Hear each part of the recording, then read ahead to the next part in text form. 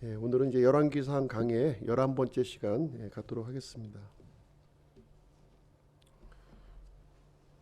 몰렉이죠, 몰렉신.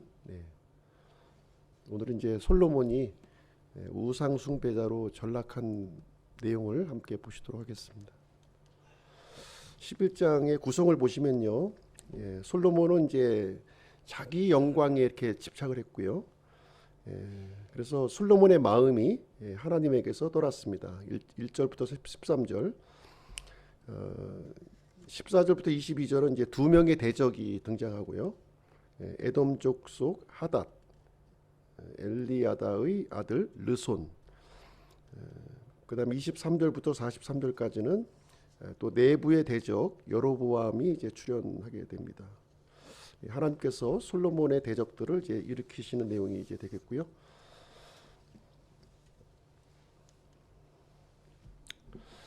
솔로몬은 하나님께서 주신 이 지혜를 자기 영광을 위해서 이제 사용했다는 거죠. 금방패를 만들었고 상아로 된 왕자를 또 만들었고요. 또 이 지혜, 하나님의 지혜의 대가를 가지고 이 세상 왕들에게 예물을 요구한 거예요. 돈을 요구한 거죠. 그리고 병거와 말들을 늘렸다는 것입니다. 그래서 이제 솔로몬은 참 자기가 하고 싶은 모든 일을 다 이제 했다고 합니다. 그래서 하나님의 영광을 구하지 아니하고 자기 영광을 구하는데 하나님께서 주신 이 부와 지혜 이런 것들을 이제 사용을 한 것이죠. 우리도 마찬가지죠. 우리에게도 이제 하나님께서 이렇게 생명도 주시고 또 하나님의 자녀 삼아 주시고 하늘의 소망을 삼게 해주시고 우리에게 필요한 모든 것을 허락하여 주셨음에도 불구하고 솔로몬과 같이 자기 영광을 위해서 사용했을 때 어떤 결과가 일어나는지 오늘 이제 그 내용을 한번 살펴보도록 하겠습니다. 우리는 하나님께서 주신 것을 가지고 마땅히 누구를 위해서 사용해야 되죠? 하나님의 영광을 위해서 사용해야 되는 겁니다. 하나님의 그 왕국을 세우는 일에 우리가 드려야 되는 거예요. 그런데 나를 위해서 그 목적이 이제 바뀐 거죠. 하나님의 영광이 아니라 나의 영광으로 바뀌어졌을 때 어떤 일이 이제 생겨나는지 한번 보도록 하겠습니다. 이제 솔로몬의 마음이 이제 하나님에게서 이제 떠났다는 건데요. 1절 말씀 한번 보겠습니다. 1절. 그러나 솔로몬 왕이 파라오의 딸을 포함하여 많은 이방 여인들을 사랑하였는데 그들은 모압 족속과 암몬 족속과 에돔 족속과 시돈 사람들과 헷 족속의 여인들이라. 그래서 솔로몬은요 이방 여인들을 이제 아내로 이제 받아들였습니다. 여러 이제 주변 민족들 이제 지금 나열되고 있죠. 모압, 암몬, 에돔, 시돈 그리고 헷 족속. 이러한 그 이방 민족은 이제 하나님께서 이렇게 금하신 민족들이었죠. 2절 말씀도 한번 보실게요. 2절. 주께서 그 민족들에 관해 이스라엘 자손에게 이르시되 너희는 그들에게 들어가지 말며 그들도 너희에게 들어오지 못하게 하라. 그들이 반드시 너희 마음을 돌려 자기 신들을 따르게 하리라 하셨으나 솔로몬이 사랑에 빠져 이들에게 굳게 붙었더라. 왜 그 이방 여인들을 이제 금지하셨냐면 이제 우상 숭배로 이어질 것을 염려하신 거죠. 그렇죠?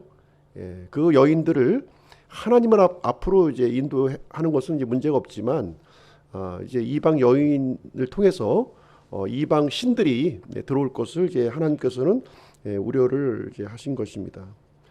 3절 말씀에 보시게 되면 이제 왕비가 700명이고요. 첩이 300명으로 이제 기록돼 이제 합해서 몇 명이죠?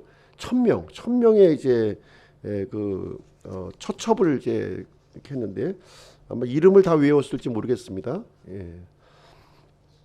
아마도 그 이제 하나님의 지혜를 이제 세상 왕들에게 알려주면서 예물을 이제 요구했잖아요. 예물을 요구했는데 아마 이제 그 예물 중에는 아마 이 여인들이 이렇게 포함되어 있을 것으로 생각이 됩니다. 그렇죠? 여인들을 이제 같이 함께 바치도록. 그랬으니까 이렇게 많은 인원수가 이제 늘어날 수가 있었겠죠. 근데 이제 문제는 이 여인들이 솔로몬의 마음을 돌렸다는 거죠. 어디로 돌렸습니까? 우상으로. 4절 말씀 보겠습니다. 4절. 솔로몬이 늙었을 때에 그의 아내들이 그의 마음을 돌려 다른 신들을 따르게 하였으므로 그의 마음이 그의 아버지 다윗의 마음과 같지 아니하여 주 그의 하나님을 향해 완전하지 아니하였으니. 솔로몬이 늙었을 때 이런 표현이 나와요. 늙었을 때. 물론 이제 늙었다고 하는 것은 이제 나이가 들었다고 할 수 있죠. 신체적인 나이가 늙을 수도 있어요. 근데 이 영적인 영적인 안목이 이제 약화되었을 때 이제 이 얘기를 하고 있는 거죠, 지금. 그래서 우리 몸도 보면 이렇게 그 건강하면 이런 그 바이러스라든가 세균을 우리가 이길 수가 있는 거죠. 이길 수가 있는 거예요. 근데 내 몸이 약해지면 어떻게 됩니까?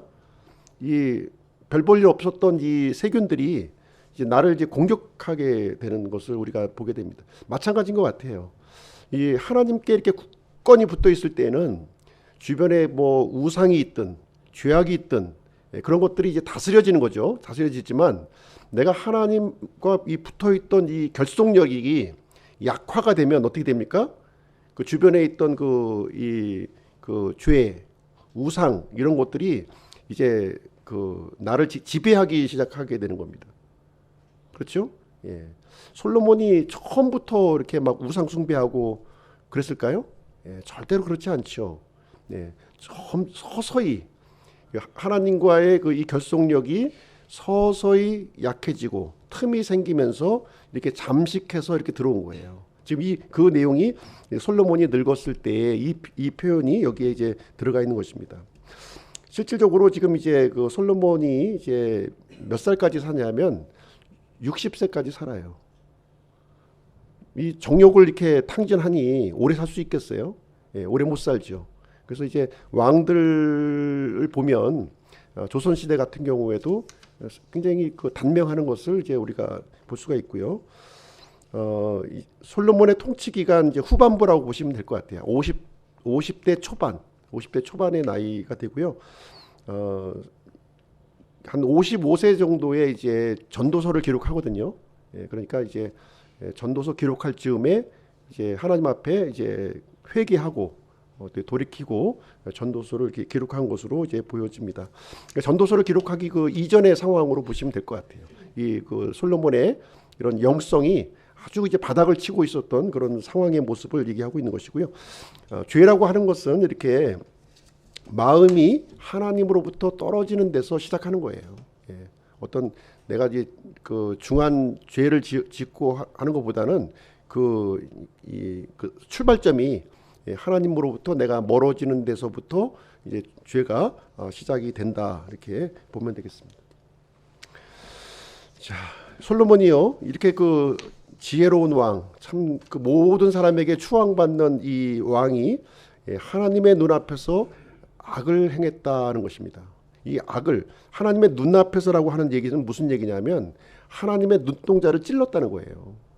솔로몬이 하나님의 눈동자를 찌르는 그런 행동을 했다는 것입니다. 그래서 이방 신과 그 이방 문화에 이렇게 동화되기 시작을 했고요. 여기 이제 그 많은 신들이 이제 등장합니다. 시돈 사람들의 여신 아스타롯, 그 다음에 암몬족 속에 가증한 신 밀곰, 그리고 모압에 가증한 신 그모스, 암몬 자손에 가증한 신 몰렉. 밀곰, 그모스, 몰렉은 같은 신이에요. 같은 신인데 이제 다르게 불리는 거죠. 지역마다 다르게 이렇게 불리고 있었습니다. 이 솔로몬의 이제 궁궐은 참 이 우상들의 전시장으로 바뀐 거예요. 왜냐하면 그 처첩들을 위해서 다 집을 한 채씩 별채를 지어줬을 거 아닙니까? 그 별채 안에 이제 우상들의 그런 그 신을 이제 놓을 수 있는 그런 공간들을 다 구비했을 거예요.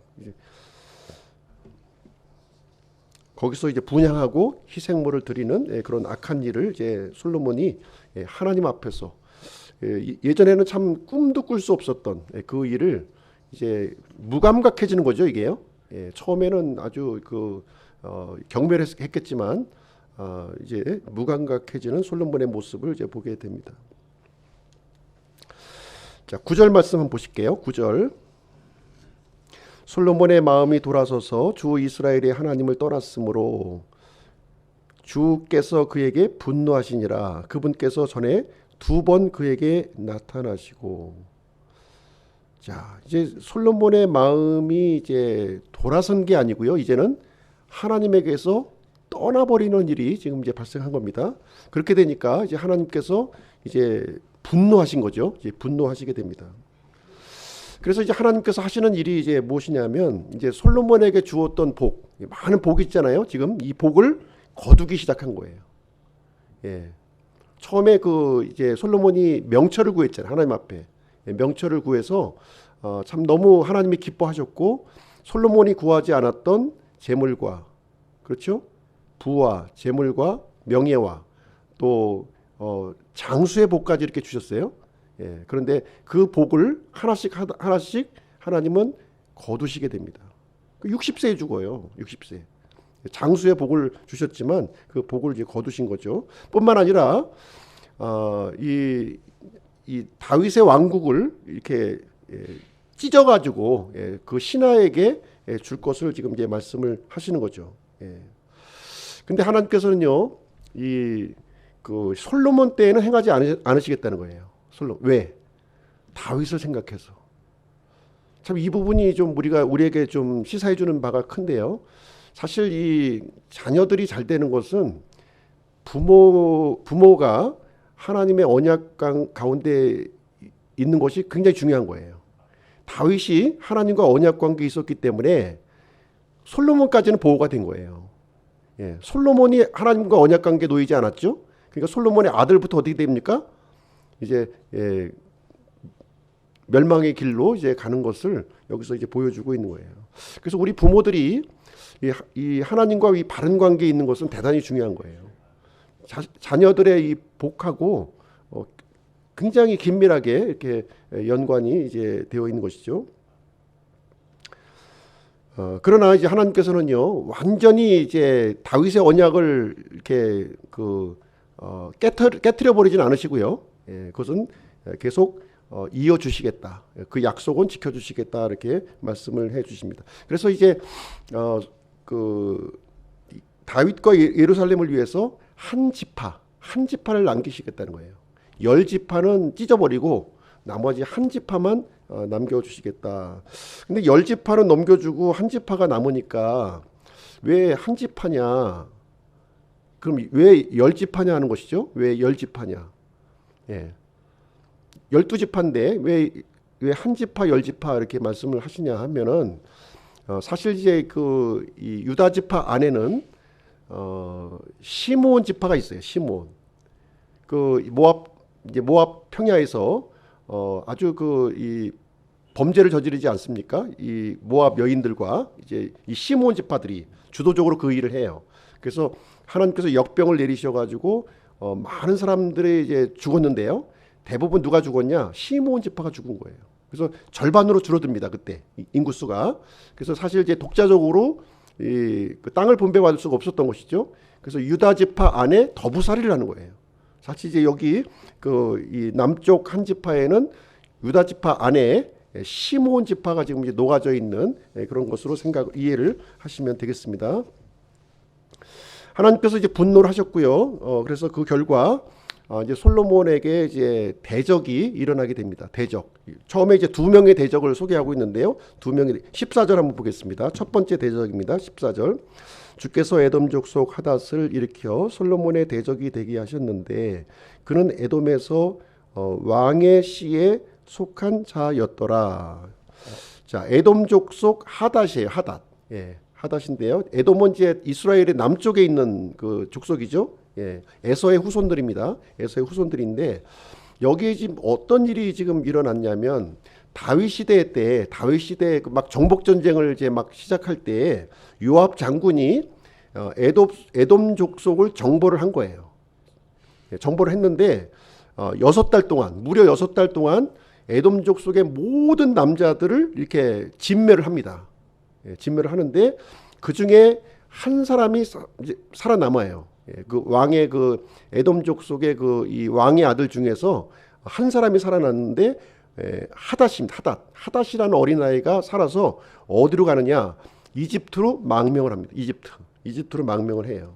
그래서 이제 이집트 이제 파라오에게 호의를 얻어가지고 이 파라오의 부인의 동생하고 결혼을 해요.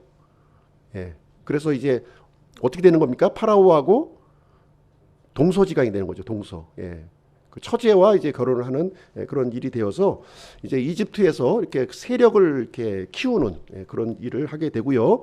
그래서 이 하닷이 이제 솔로몬의 대적으로 이렇게 등장을 하게 돼서 이스라엘을 이제 괴롭히는 그런 일을 이제 하게 되는 것입니다. 두 번째 대적을 한번 볼게요. 두 번째 대적은 23절에 나와 있는데요. 23절 한번 보실게요. 하나님께서 솔로몬에게 엘리야다의 아들 르손이라는 다른 대적을 일으키셨는데 그는 자기 주인 소바 왕 하닷에셀에게서 도망하였더라. 엘리야다의 아들 르손이라고 하는 사람이 이제 등장하는데요. 소바 왕, 이 소바는 어디에 있냐면요, 북쪽에 있는 거. 이스라엘 그 저기 다마스커스, 시리아 그 북쪽에 있는 그 이제 그 지역입니다. 거기에서 하닷에셀이라고 하는 통치자의 부하였다는 거예요. 부하 장군이었다는 것이죠. 이때도 역시 다윗 시대에 그 이 시리아 지역에 있는 사람들을 이렇게 정벌을 했어요. 다 정벌을 해가지고서 이렇게 그 진압을 이제 진행을 했는데 이 르손이라고 하는 이 부하 장수가 도망을 친 거예요. 그때 가까스로 도망을 쳐가지고 다마스쿠스를 이제 통치를 했고요. 또 솔로몬 시대에 와서는 좀 더 세력을 넓혀서 시리아 쪽을 이렇게 지배하는 통치자가 되었고 지금 솔로몬에게 이렇게 대적이 되었다. 지금 이제 여기서 설명해주고 있는 내용이 되겠습니다. 두 명의 대적이 지금 이제 그 솔로몬의 우상숭배하는 그 이 솔로몬을 징벌하기 위해서 두 명의 대적이 이렇게 등장을 하게 된 것입니다. 여기 이제 지도를 보시게 되면 북쪽에 있는 소바죠. 소바에서 르손이라는 사람이 이제 이 솔로몬을 이제 이렇게 그 공격하고 이렇게 그 하는 그런 일을 진행하게 되고요. 남쪽 지역에서는 에돔에서 누굽니까? 에돔에서 하닷이 또 이렇게 그 위쪽으로 공격을 이제 진행하는 그러니까 이제 솔로몬이 하나님과의 어떤 이런 그 이 관계가 이제 그 약화가 되니까 이 대적들이 일어나서 이제 이스라엘을 공격하고 있는 이 남쪽과 북쪽에서 공격하고 있는 그런 양상을 보이는. 우리 개인적으로 봐도 똑같아요. 우리도 하나님과의 관계가 이렇게 느슨해지고 약화가 되면 우리 주변에 있는 그런 그 세력들이 나를 이제 공격하고 이렇게 하는 일이 생겨난다 하는 것을 얘기해주고 있습니다. 그래서 하나님께서는 이렇게 그 이스라엘 백성들이 이제 이 범죄를 하게 되면 왕의 범죄는 곧 백성들의 범죄예요. 신정 국가이기 때문에 그래서 왕정 시대이기 때문에 이 왕의 그 이 범죄는 곧 백성들의 범죄로 이어지는 겁니다. 그래서 이렇게 범죄를 하게 되면 주변 민족을 통해서 이렇게 징계를 하시는 거예요. 이런 방식을 이제 하나님께서 사용하시는 것이고요. 그래서 솔로몬의 이 그 우상 숭배의 죄에 대해서 하나님이 분노하셨고 또 주변 민족을 이렇게 솔로몬의 이 대적이 되도록 이렇게 하셨고 또 여기서 한 가지 또 특이한 사실은 뭐냐면 이 대적들이 어디에서 강성해져요? 이집트에서 강성해진다는 거예요. 이집트에서 좀 강성한다고 하는 특징을 가지고 있습니다. 그래서 하나님 성경을 보시게 되면 그래서 이 하나님께서 사용하시는 이 징계의 도구가 여러 가지가 있는데요. 이렇게 말씀으로 책망하시도 하고요. 그래서 말을 듣지 않으면 이게 또 전쟁으로 또 기근으로 역병으로 자연재해를 통해서 이렇게 징계를 이제 하시게 되는 것입니다. 자, 세 번째 대적을 한번 보겠습니다. 여로보암인데요. 이 여로보암은 어디에서 출현을 하게 되냐면 내부에서 일어납니다. 집안에서 일어나는 집안에서 대적이. 이제 그 두 대적은 외부에서 일어났죠. 그러나 이제 이 여로보암은 이제 솔로몬의 내부 집안에서 이렇게 일어나게 되는 26절 한번 보겠습니다. 26절. 또 솔로몬의 신하로서 스레다의 에브라스 사람인 느밧의 아들 여로보암이 왕을 대적하여 자기 손을 들었는데 그의 어머니의 이름은 수르아요 그녀는 과부 여인이더라. 예, 여로보암. 이제 앞으로 이제 느밧의 아들 여로보암이라는 표현이 이제 자주 이렇게 등장을 하게 될 텐데요. 솔로몬의 신하였다 이렇게 하고 있어요. 솔로몬의 신하였어요. 예. 스레다의 에브라 사람이었고요. 그리고 어머니의 이름도 좀 여기서 언급해주고 있는데 스루야라고 하는 과부 여인의 아들이었다는 거예요. 그러니까 이제 생활이 좀 이렇게 좋지는 않았겠죠. 그러니까 아주 열심히 아주 그 일을 이제 하급 관리로서 일을 했을 것으로 이제 생각이 됩니다. 근데 이 사람이 이제 솔로몬을 대적하는 인물로 이제 등장하게 되는 것이죠. 27절 한번 보겠습니다. 27절. 그가 왕을 대적하여 자기 손을 든 까닭은 이러하니라. 솔로몬이 밀로를 건축하고 자기 아버지 다윗의 도시에 무너진 것을 보수하였는데, 이 여로보암은 어떤 인물이냐? 바로 솔로몬이 발탁한 인물이에요. 직접 하급 관리였는데요. 굉장히 그 일하는 모습을 보니까 굉장히 지도력이 탁월한 거예요. 그래서 이 강한 용사라고 표현하고 있고요. 굉장히 부지런하게 이렇게 맡은 일을 책임감 있게 이렇게 수행을 한 겁니다. 그래서 솔로몬의 눈에 들어와서 지금 이제 여기에 보니까 28절에 보니까 요셉의 집의 모든 책무를 맡게 했다. 굉장히 고위직으로 이렇게 발탁을 하게 되는데요. 요셉의 집이라고 하는 것은 무슨 얘기냐면 북쪽 그 10지파를 얘기하고 있는 거예요. 11지파. 예. 그러니까 솔로몬도 사실 이제 북쪽에 있는 지파들을 이게 관리하기가 좀 쉽지는 않았던 거죠. 그래서 이제 이 여로보암이라고 하는 사람을 통해서 이렇게 전체 지역을 이제 다스릴 수 있도록 이렇게 권한을 부여를 해주게 된 것입니다. 그래서 이 사람이 했던 일이 어떤 일이냐면 밀로를 건축한 거예요. 밀로. 이 밀로는 누구를 위해서 건축한 겁니까? 솔로몬의 그 첫 번째 부인 파라오의 딸을 위해서 만들어준 도시예요. 이 도시가. 그래서 우상의 도시죠. 우상의 도시. 예. 그리고 이제 다윗의 도시, 그 아버지의 도시죠. 아버지의 도시를 또 이렇게 또 보수하는 일을 한 거예요. 그래서 솔로몬이 굉장히 그 역점으로 두었던 역점 사업이죠. 이게요. 이 아버지 다윗의 도시와 밀로를 건축하는 것은 굉장히 그 역점 사업이었다는 거예요. 그 일을 이제 맡아서 했기 때문에 아마 자주 방문했을 겁니다. 솔로몬이. 그래서 거기에 자주 눈에 띄었던 인물이 바로 여로보암이었고, 여로보암에게 아주 그 높은 지위를 이제 주게 되었는데, 그 높은 지위를 가지고서 이제 여로보암은 솔로몬을 대적하는 일에 지금 이제 사용하게 되는 것입니다. 자, 대언자 아히야가 등장합니다. 대언자 아히야가 등장하는데요. 29절 한번 보겠습니다. 29절. 여로보암이 예루살렘에서 나가는 그때에 실로 사람 대언자 아히야가 길에서 그를 만났는데 아히야는 새 의복을 입고 있었으며 그들 둘만 들에 있었더라. 자, 여로보암이 이제 그 다윗의 도시를 이제 그 보수를 하는 작업을 마치고 예루살렘을 이제 나가는 바로 그때 어떤 일이 일어났냐면 실로 사람 대언자 아히야가 이제 이 여로보암을 부른 거예요. 어디로 불렀냐? 아무도 없는, 사람들이 아무도 없는 들판에 단 두 사람만이 있는 그 장소로 이제 여로보암을 부른 겁니다. 거기서 이제 이 아히야 대언자가요, 이 여로보암 앞에서 퍼포먼스를 하는 거예요. 퍼포먼스를 통해서 이제 하나님의 이 말씀을 전달해 주는 것이죠. 어떤 퍼포먼스를 하게 되냐면 새 옷을 입고 있어요. 자신이 새 옷을 이렇게 입고 와서는 그 새 옷을 12조각으로 찢는 겁니다. 12조각으로 찢어서 10조각을 이제 여로보암에게 주는 거죠. 그래서 하나님께서 이제 이 그 북쪽 열 지파를 다스릴 통치자로 여로보암을 정해 주셨다는 거예요. 그래서 앞으로 일어날 이스라엘의 운명을 미리 이제 알려주고 있는 장면이 이제 되겠죠. 예. 그래서 이제 여로보암은 어떻게 됩니까?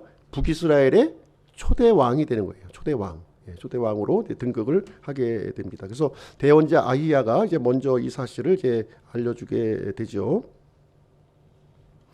자, 여로보암에게 준 그 하나님의 말씀이 31절부터 39절까지 이렇게 기록이 되어 있는데요. 31절 한번 보겠습니다. 31절.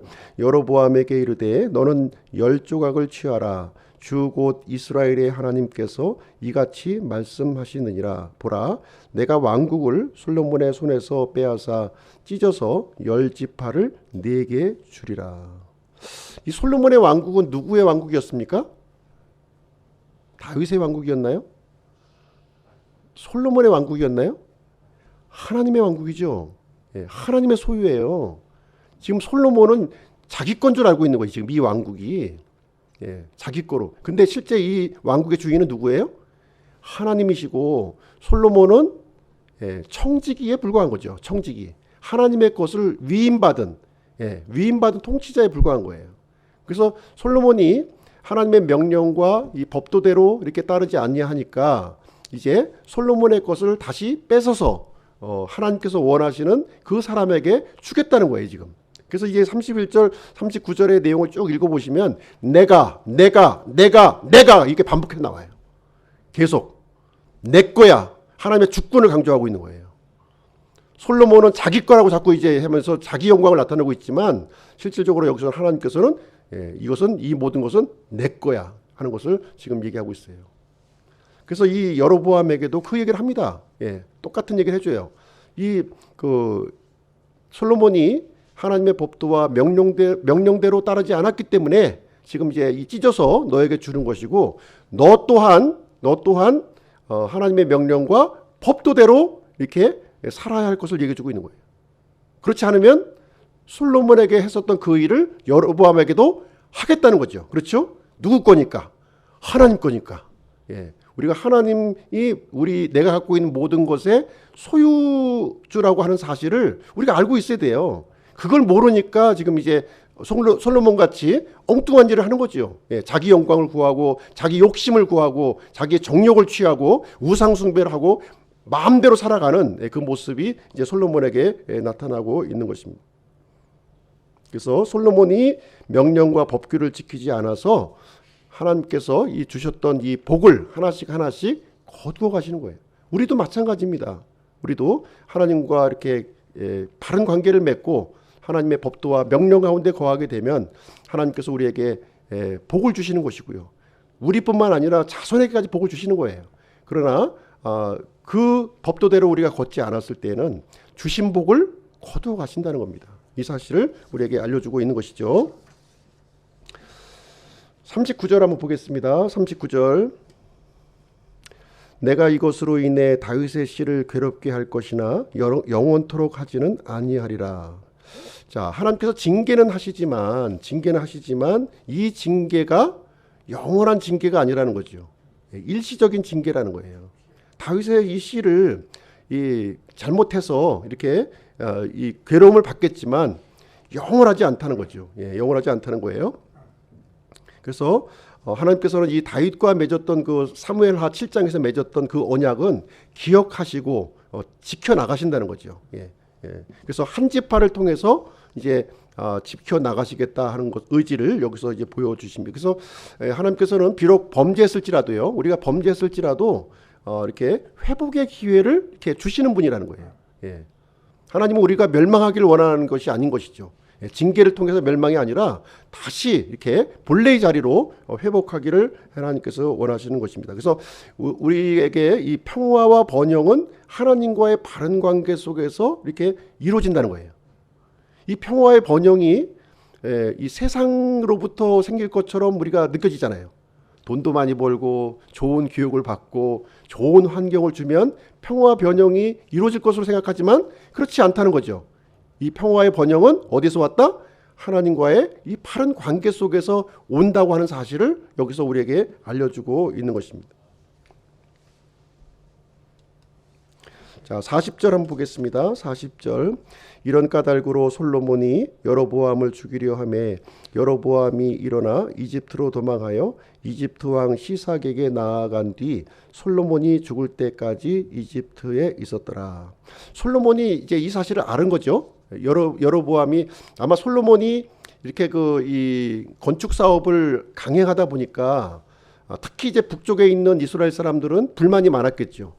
예, 불만이 많은 그 사람들을 이렇게 선동해서 아마 이제 솔로몬의 대적을 이제 계획을 했을 겁니다. 그래서 솔로몬이 이 사실을 알았고 이제 여로보암을 죽이려고 합니다. 그때 이 여로보암은 이제 이집트로 도망을 해요. 이집트. 그 많은 땅을 두고도 이집트로 이제 도망을 하게 되어서 시삭에게 이르러 가지고 솔로몬이 죽을 때까지 그 다음 기회를 노리게 됩니다.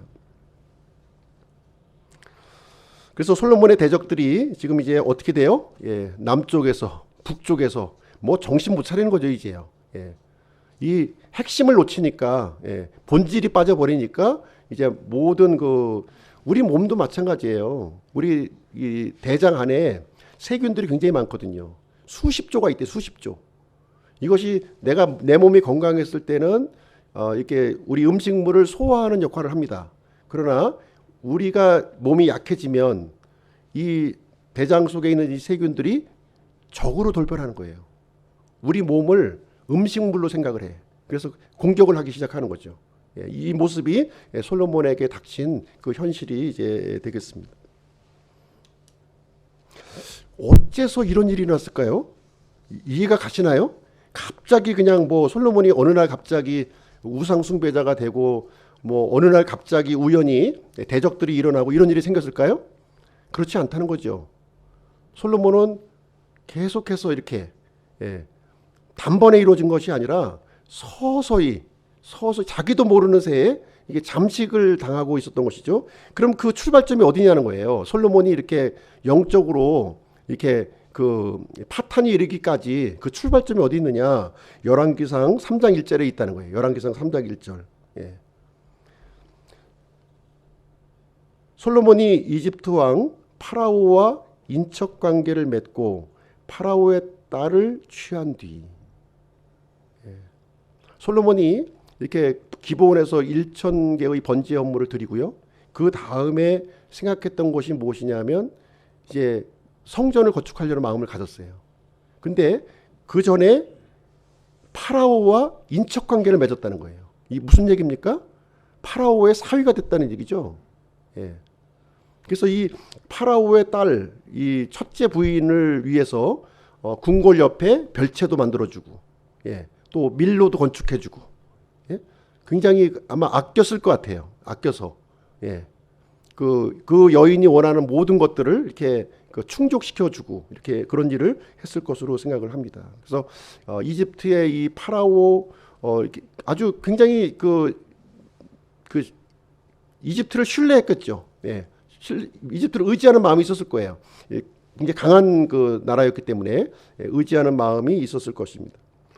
근데 이 파라오의 딸을 취하는 순간부터 이제 문제가 생기기 시작을 한 겁니다. 솔로몬이 가지고 있었던 이 가치가 이게 역전이 돼버린 거예요.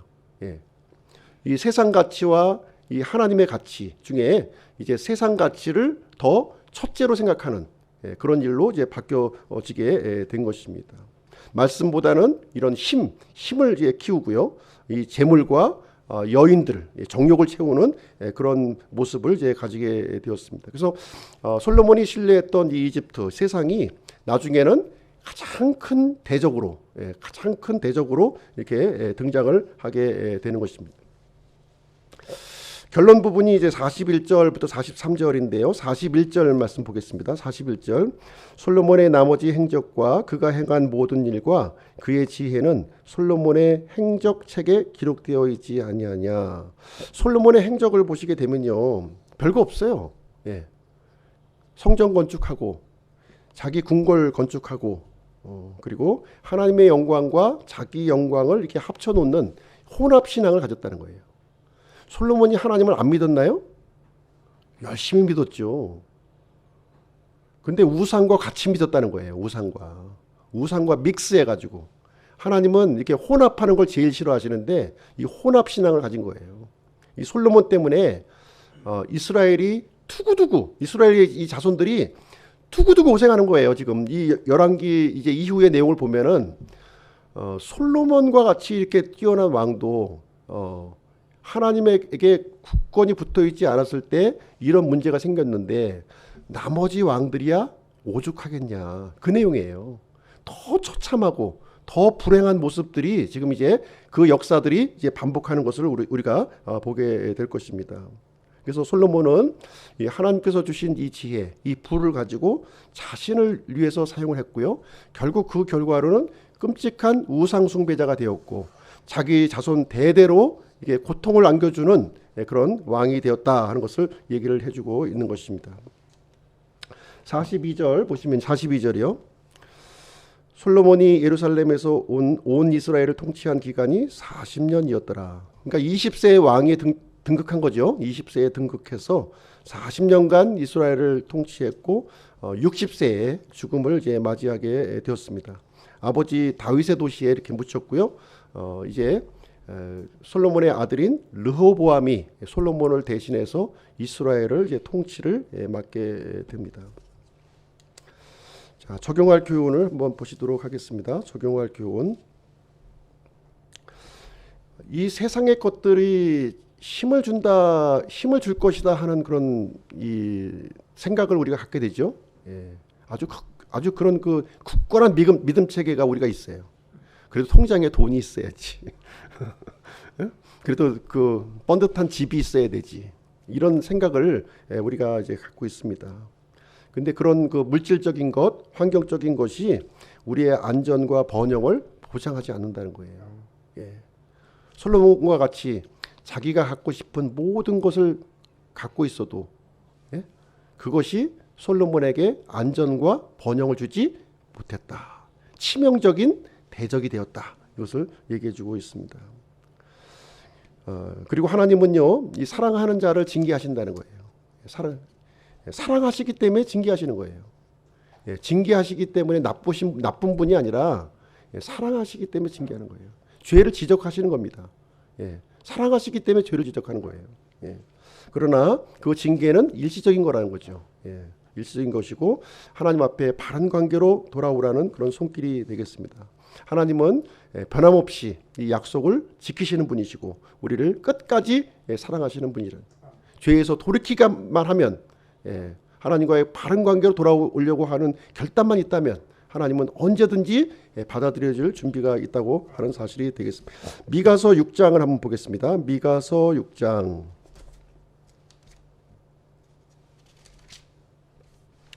미가서 6장을 한번 보겠습니다. 미가서 6장 7절 읽고 마치도록 하겠습니다.